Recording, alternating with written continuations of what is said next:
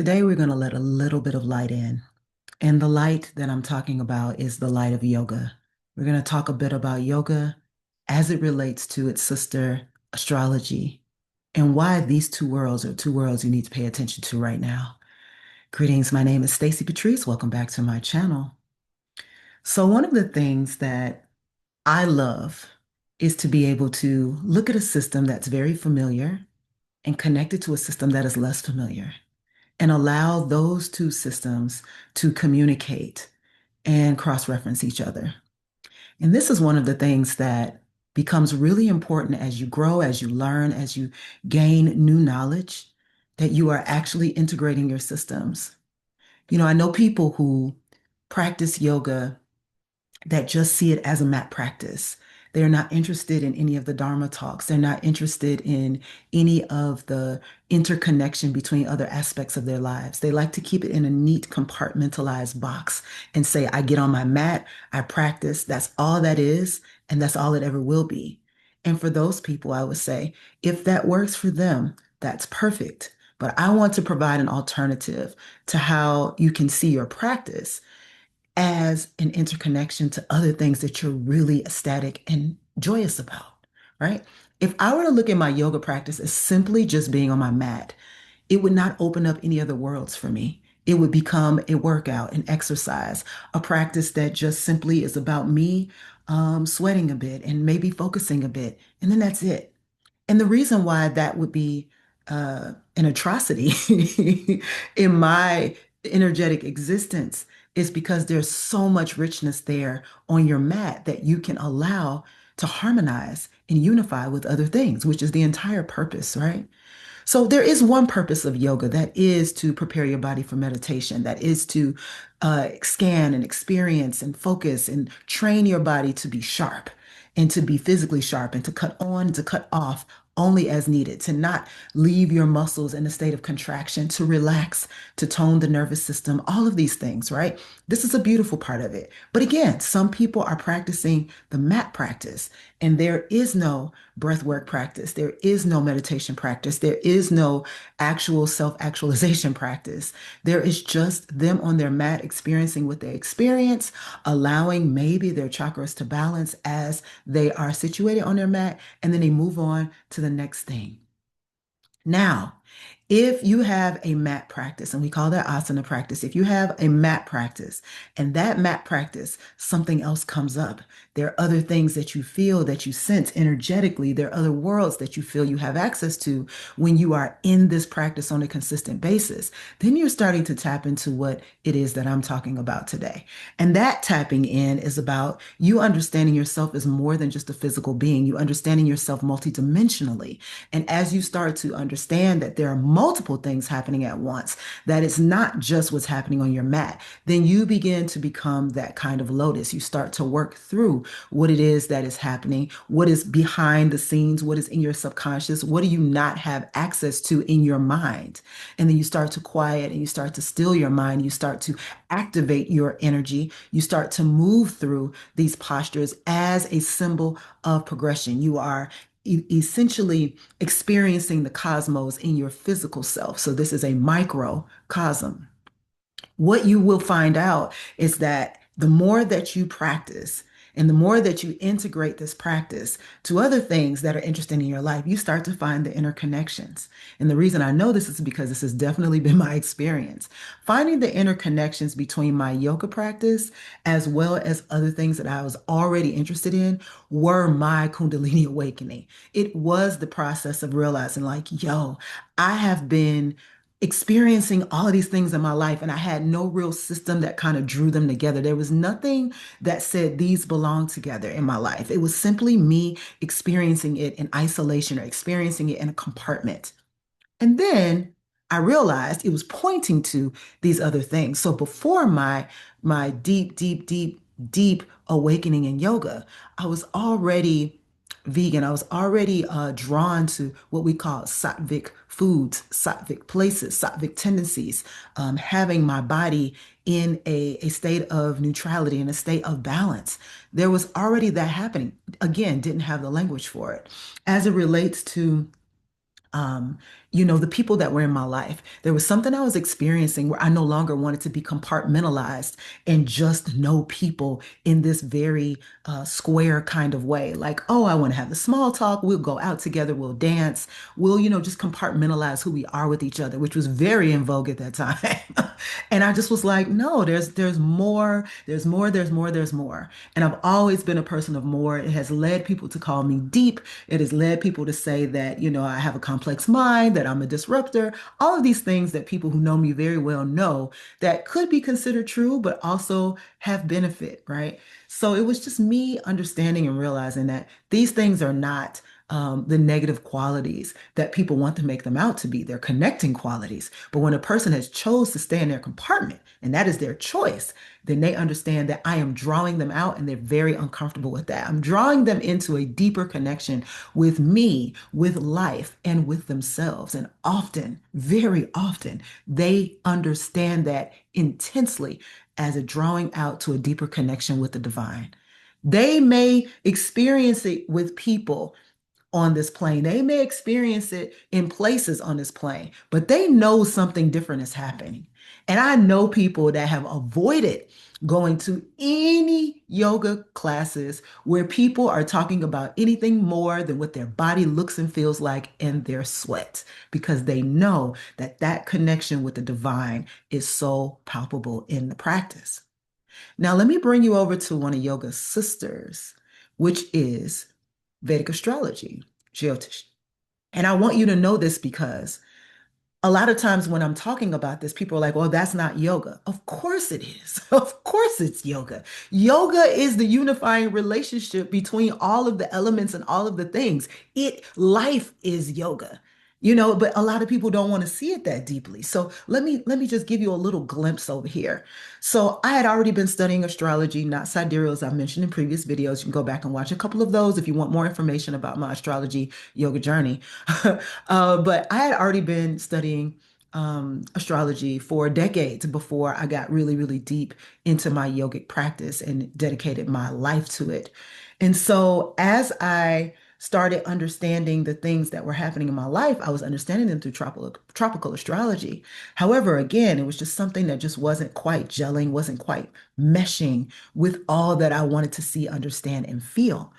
And so when I dipped my toe way back when into, of course, Ayurveda, but then also into Vedic astrology, what I said to myself was, there are a lot of themes that I know and have explored that are also present here. Of course, they're interwoven into this understanding of astrology. And it's beautiful because these are not terms that anyone else would desire to understand. But for me, I need to know these things in these terms. This is what I have been looking for. How do I bring this system I love into this other system that I love? And actually, it was seamless because someone, ancestors, lineage had already done it, had already made these interconnections. So all I have to do now is continue with the interconnections. And interconnections, sure, they come from my practice. Sure, they come from my philosophies. Sure, they come from my experience and they come from my evaluation and study of self, right? But when this particular system shows up in my life, it is one where I am starting to understand that all of these other systems that I've studied, all of these other systems that I have engaged myself with, could also be seen from that lens. So in Vedic astrology, and for those of you, yes, it is a form of sidereal astrology.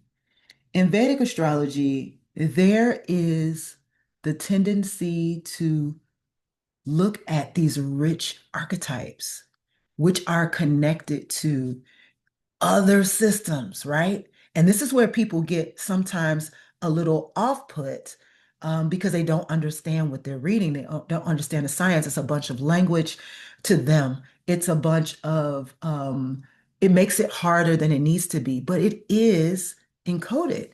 And it's encoded because once you understand the philosophy, then it starts to open up the worlds in your astrology.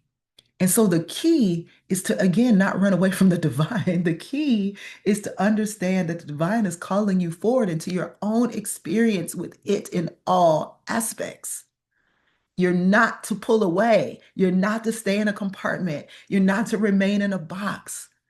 I can see what practices I need to do in my sidereal astrology chart. I can see what my tendencies are, how I learn. I can see these aspects of what is about my purpose, what is about my passion, what is about the depth in my life, the way in which I see things. I can see all of this in my astrology chart.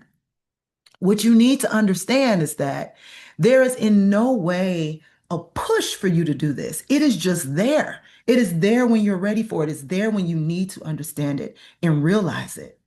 And without you understanding it, it does get very complicated. It'll be very easy to retreat into tropical. But when you understand that tropical is derived from this larger context and just packaged in a way where the person doesn't have to understand all of these divine qualities, now we're talking. Now we're talking. You don't have to. You can choose a system that does not hold you to that charge. But I love studying things that make me want to study more. I love systems that awaken the curiosity in other aspects of my life. And I also love the study of self that comes as you are actualizing yourself. I love steeping into the practice and changing the ways in which I practice, changing my daily sadhana. I love the idea of meeting people and understanding the richness and the context and how people move and understanding why it might irritate me or why it might gel and harmonize with me. I love finding the harmony in myself as I look at someone else and say, I understand that about that person. I get that about that person. But when you start to study the astrology system, now you're actually looking at it in real time. And there's so many layers of depth that you can look at in the system. And of course, if you're like, I don't know what any of this means, I want someone to help me with this system. Well, that's beautiful because I have a course called To the East that is starting on January 11th. And that is exactly what we're going to do. We're going to start off with your Western chart and bring you east. We're going to start off with the thing that you may be accustomed to. If you are already in sidereal astrology, amazing. You've already done that part of the process. But that is just the first step. We're going to bring you all the way into the context that is available to you. And I'll leave it up to you at the end to see if there's really a difference between Western and sidereal astrology. That will be on you. Of course, I already know the answer, but we leave it to you to experience it. And so, this is a very gentle way to enter into a new system. All of the yogic principles, all of the limbs of yoga are in the astrology system. Everything from, I like to say Satya is one of my favorite, which means truthfulness. And truthfulness is telling the truth about what your actual qualities and characteristics are. It's not shying away from them. It's looking at them and staring at them with intensity and saying, let me open up in reflection for a space for this to be true. Let me meditate on what really feels intuitively true for me. Let me open up and reflect upon the things that I've been through and see if this timing and this math is lining up with what's happening in my life. And of course, we go over that as well. And so you start to see your life in these different symbols and these different respects. And what you gain from that is the truthfulness that this is who you are, but let it go. Don't grasp so tightly to your identity that there's no room for development. Don't grasp so tightly to, I am this, I am that. This is the only way. We have to flow. Pushing a person into requiring that they understand what you understand as you understand it is a form of violence, especially when they aren't ready. This is why there's no pressure. I want the ones that feel comfortable and are ready. We all love to work with people who are ready. It's no different for me. It doesn't matter what the topic is. It's no different for me. I love to work with the ones that say, this is something I'm really curious about, something that I've been thinking about, something that's been in the recesses of my mind. You bring up a good point and it struck something in me. I love to work with the ones that want to be malleable to what it is that life has to offer them on their soul journey. It's so important. A big part of my integration of systems is that they are under the umbrella of soul consciousness, soul knowing. And so this is something I've been studying longer than I can remember. And you're hearing that right. This is something that has been going on with me for lifetimes. And because of that, there are certain connections that I can make more readily or can quicken my knowledge in a thing because I also allow my other capabilities and capacity to inform. If I am just staring at a chart on a page, I will always need someone to tell me and translate what that is.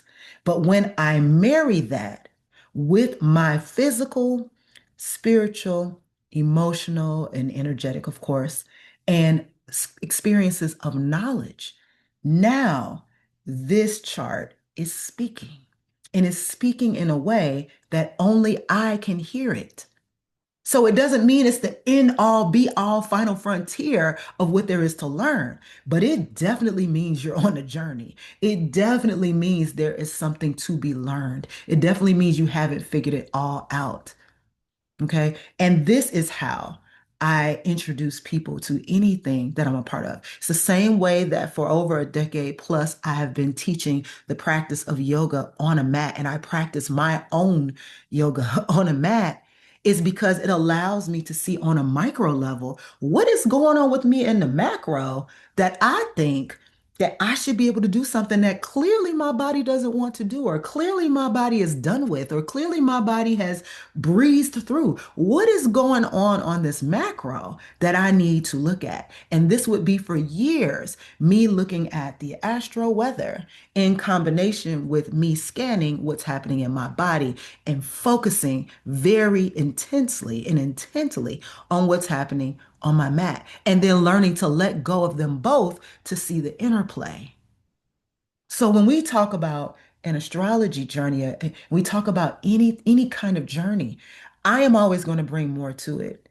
There's never going to be a break in connection where we're just going to look at a thing and that's it, that's all. It's always going to be connected and weaved into other things and something else because that's who we are. We are the microcosm of the macrocosm, and we are studying the cosmos because that is literally our environment. That is literally our consciousness, Akasha. As we pay attention to what is happening beyond us, beyond the beyond, as we tap into that. And some people will bring religious beliefs into that. Some people will bring relationship experiences into that, family experiences. Some people will bring their own karmic experiences, their psychic experiences, their mystical experiences. People will bring different things into that. But also the question becomes, what do you bring out of that? How do you serve? What do you give? What do you share? What do you elevate? What do you make possible in life with your contribution? I could talk about this all day, but I won't. I want to leave proper space for you to think about this in your life. So I know a lot of people in the West, especially, have adopted a yoga practice. And so as we get deeper into that, ask yourself, what is yoga for you? Is it just what happens on your mat? Is that where it stops? Or does it come into a deeper sense? Is that light permeating your life into a deeper sense of interconnection, a deeper sense of richness, of layers, of knowledge, of knowing of this light?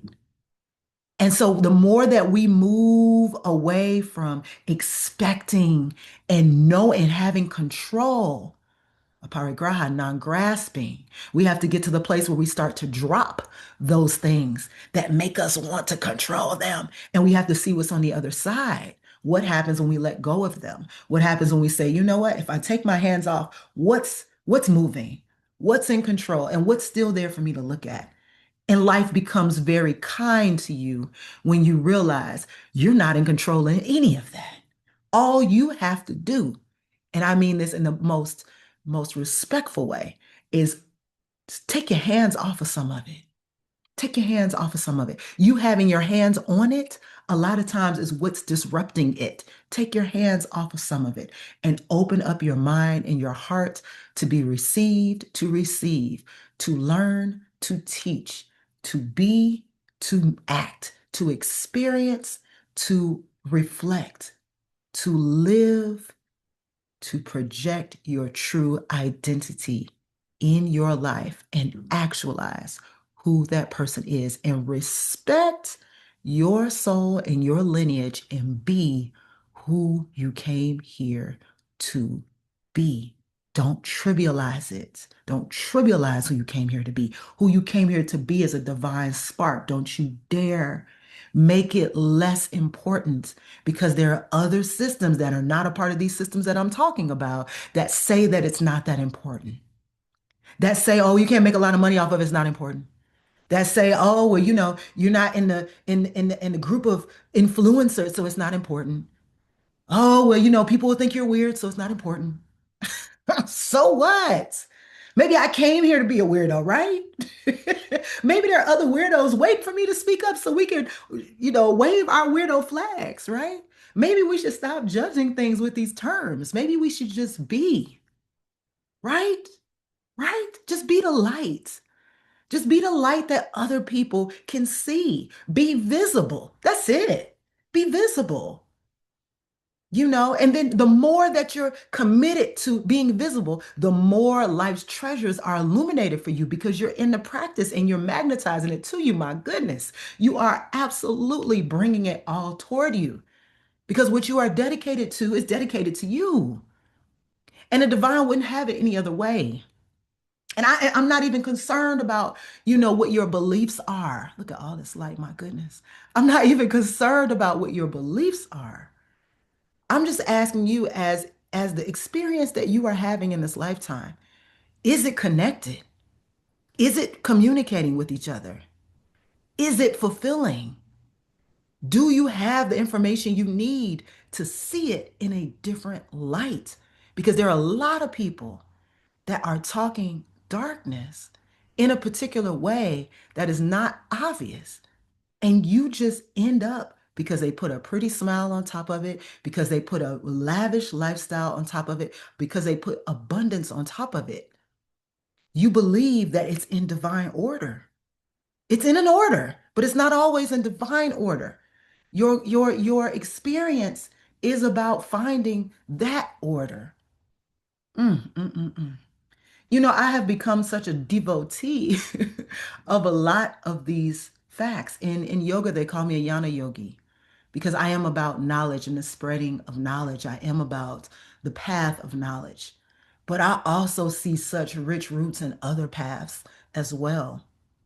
Um, and as a yogini, I know that there's a thread of this that just brings my life together in ways I can't even describe here on the screen. I can't do it. You just have to experience it. I try not to talk too much about things. You just have to experience it. So my next experience, January 11th, to the east. This is a sidereal self-study astrology program. And this course is 8 weeks long. And it's beautiful because you get a chance to really focus on yourself. You can hear other people's reflections because they're doing it with you. You get a chance to focus on yourself. And my hope is that as we move forward, my intention as we move forward is that we will start to understand more about astrology from an embodied perspective. The same way you can get on that mat and understand about the macro through your micro, we will start to understand the macro through the micro as it relates to astrology. And the more that we keep this focus on ourselves and each other and our relationships to all things, the more that this star math starts to move through our lives in a way that is completely illuminating and can help to move these lineages of knowledge forward in a way where people feel that they have modern application of it and can say, and if I can't apply it in a modern way, it's because I am not respecting the nature of the way things actually are. I look forward to seeing you inside. I thank you so much for listening today. I thank you so much for taking this moment to allow life to be illuminated. And I really want to encourage you to find new ways to grow. And I'll be sharing a lot of that here on this page. So make sure you like, subscribe, comment. I want to hear in the comments, what was your take? What did you hear as you were listening to this particular video? And in particular, what has this shown up as in your life? And then, of course, if you register for the course, let me know. I look forward to seeing you inside. Peace. Have a great day, y'all.